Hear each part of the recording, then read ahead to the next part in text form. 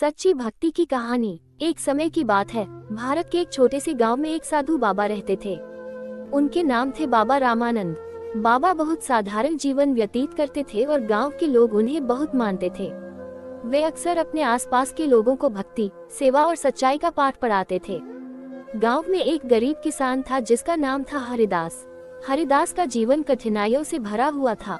उसकी फसल अक्सर सूख जाती थी और उसके पास अपने परिवार का पालन पोषण करने के लिए पैसे नहीं होते थे। लेकिन हरिदास की एक विशेषता थी, उसकी अधिक भक्ति। वह रोज बाबा रामानंद के पास आता और अपनी समस्याओं को बताता।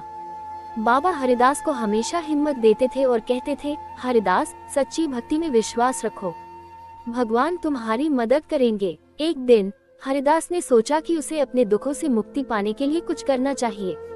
उसने बाबा से सलाह ली।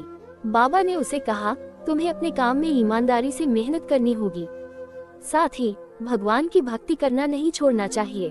हरिदास ने बाबा की सलाह मान ली। उसने कड़ी मेहनत की और अपनी फसल को अच्छे से सींचा। धीरे धीरे उसकी मेहनत रंग लाई और उसकी फसल भरपूर हुई।